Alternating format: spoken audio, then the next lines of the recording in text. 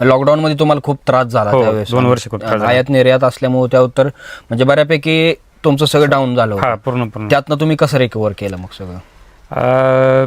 2 वर्ष आम्हाला बाजार नाही का 4-5 रुपयांनी बी दिले, हं, तरी पण आम्ही नाही का 4 एकर केळी लावली नवीन. दरवर्षी आमची लागवड असतेच. हं, खोडवा काढला ना तिरे काढले की आम्ही 4 एकर लागवड करतोच. हं, 3-4 एकर लागवड असते. हं, आम्ही लागवड केली हं.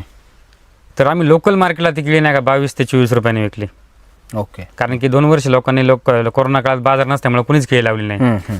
आणि त्याची भरपाई आम्हाला पुढल्या नाही का त्याच्या ज्यावेळेस आम्ही लावली त्यावेळेस निघाली. मग तुम्ही सातत्य सोडलं नाही? सातत्य सोडलंच नाही. 2008 पासून आमची दरवर्षी लागवड.